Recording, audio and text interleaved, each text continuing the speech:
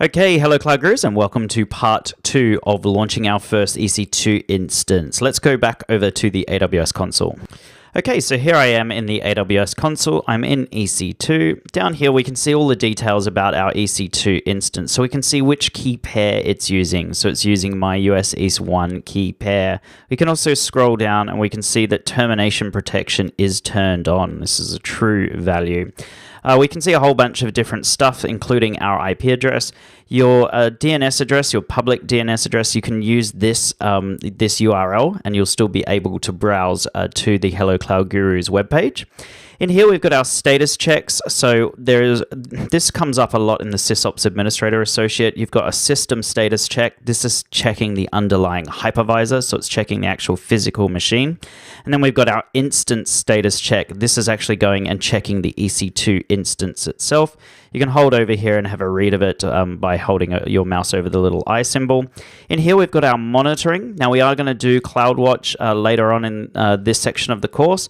We can turn detailed monitoring on for this EC2 instance. In here, we can see our CPU utilization. We can see our network. We can see different disk utilizations, status checks, etc., etc.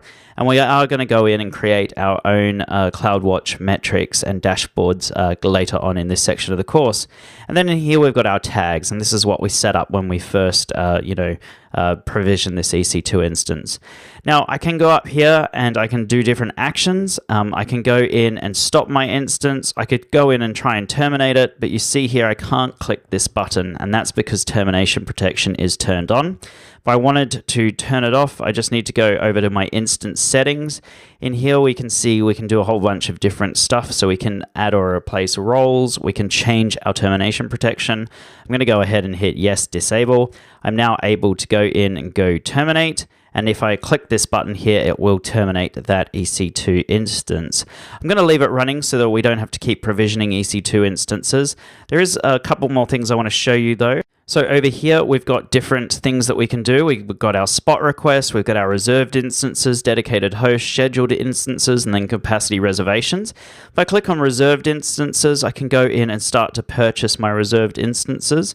And you can go through and have a look at the different types. So you could say you want Linux, you want a standard tenancy. In here, you could say I want a T2 micro, super large, whatever. Let's go T2 small. Term, let's go straight for the 12 to 36 months. Let's go payment option all up front. And then you could go and hit search, and that will show you these different instances. You can then go and add these to your cart. So if you're basically purchasing a T2 small for 36 months, effectively it's going to be $229, and that's pretty good rate when you think about it for a virtual machine in the cloud for 3 years. You can only pay $300 or less than $300, $229. So that's how you go and purchase reserved instances. Let's go back over to the EC2 dashboard, and before I'm just going to go ahead and hit launch instance, and I just wanted to show you some more things. So we're going to launch an Amazon Linux 2 AMI. We're going to leave it as default, and we're going to leave this as default. In here, we can add our volumes, and we saw this in the last lecture. But what you can do is if you click in here, you can change it to be encrypted. So you can use the default AWS EBS encryption key. And this means that essentially what's going to happen is that this volume will be encrypted when it's first launched. What you can't do, though, is encrypt the root device volume when you launch it. And we'll see why that is a little bit later on when we cover encryption. But essentially, if it was encrypted, we wouldn't be able to launch it. So you can encrypt additional volumes, but when you first launch an instance using Amazon's AMI, it's not going to be encrypted. You can go in and encrypt it later. I'll show you how to do that. But just remember that when you first launch an Amazon AMI image from Amazon, it's not going to be encrypted on just the root device volume. On all the other volumes, it will be.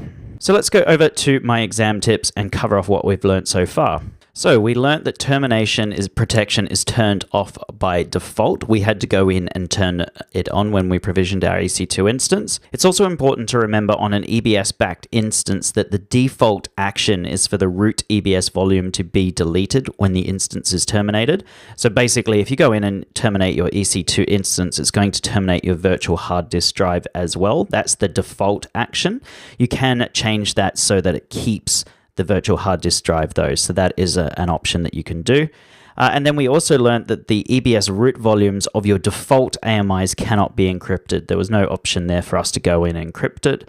But you can use third-party tools such as BitLocker, etc.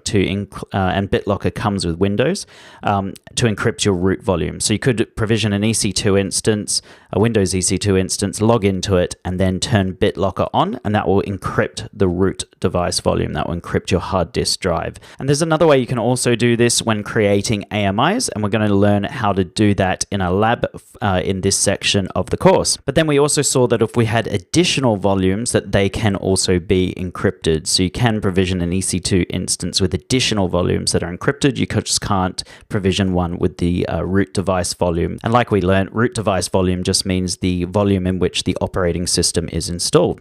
So that is it for this lecture, guys. If you have any questions, please let me know. If not, feel free to move on to the next lecture where we're going to learn about EC2 security groups. So if you've got the time, please join me in the next lecture. Thank you.